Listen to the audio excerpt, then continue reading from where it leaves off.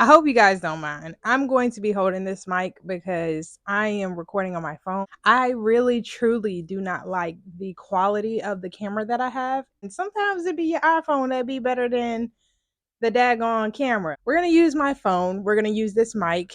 Do our best to make this as quality focused as possible. And if that means I got to hold this mic, I got to hold this mic. Yeah. So I'm not with nobody because I don't want to hurt. As I said previously, we are going to dive into the topic of how I got into human resources. I'm going to give you a little bit of backstory on who I am as an HR professional. I started in human resources by literally luck. I graduated from college in 2015, where I got a degree in social work with a concentration in military families and rural communities.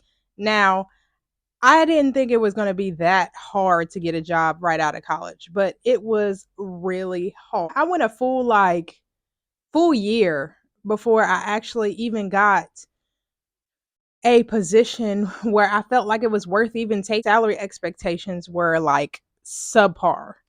And then on top of that, I had a child my senior year of college, so I had two mouths to feed, not just one, two. There was no options for me. I had to take what I could get, and really it wasn't what I was happy with.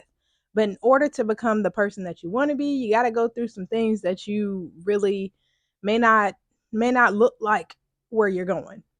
Eventually, I decided that, you know what, I'm going to look into some opportunities in the corporate arena. So the way that I got into human resources was by chance, but I really feel like how you present yourself is the best way to get into human resource. The way that you set up your verbiage in your resumes and how you communicate that through your application is what's going to get you that job. Once you have the interview, that's when you really like sell yourself. Go for companies that you actually have done research on and you like where their goals and their morals stand. So be inquisitive at the end of your interviews. Ask the company questions. I think that sets a lot of people apart when you're trying to get in human resources. Asking about the company's policy. How is it handled? How is the organizational structure set up? How do you handle conflict? What is your management style? What does success look like in this position? Those are the kind of questions that individuals who are in human resources are looking for, because they know you can communicate them to the employees that you will be onboarding. You know what a quality interview looks like. With data integrity and confidentiality, a lot of human resource departments want to hear that you have the ability to maintain integrity. Keep confidential information confidential.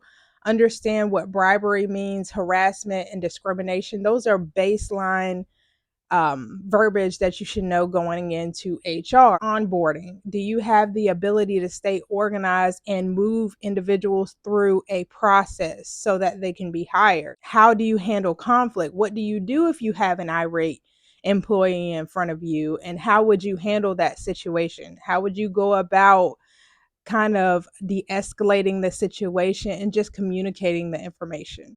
If you like have no experience whatsoever and you're just trying to get into the HR field in general, I would always suggest to go to the data entry, the administrative, the executive assistants. Any of those titles will get you your foot in the door, and then you can grow from there. I think it's also a plus for you to read up about things like EEO and harassment and discrimination, USERA, different federal regulations that you're going to have to know in HR. ADA, the Americans with Disabilities Act, self identification, I-9 systems, HIRS systems. Those things are going to help you set you apart. Some of those titles include like SAP, Workday, Utility Pro. If you go into that interview and you say, I did some research on the systems that you guys utilize. I saw here that you utilize the Workday system.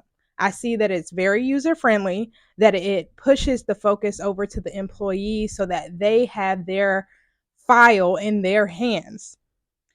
I think that I could be an asset to this because I have extreme data integrity and I also maintain a great percentage when it comes to data accuracy. Entering data. Boy, they gonna eat that up. You have it in the bag, baby. You got it in the bag. No matter what level you are trying to get to, no matter where you are trying to get to in your professional career for 2023, I think if you believe that you can do it, you will be able to do it. I think a lot of times the mistake that people make is thinking that they don't have the ability. It's not even the fact that you don't host the skills, it's just that you got to be able to communicate them over to whoever your interviewer is, whoever the person that you are going to interview with. And if you like content like this, make sure you subscribe. Leave me a comment below and tell me what kind of job you're interviewing for, what kind of tips and tricks that you would like to see me post on my YouTube so that I can push it over to you. Regardless, thank you for watching and I look forward to seeing you next time. Bye.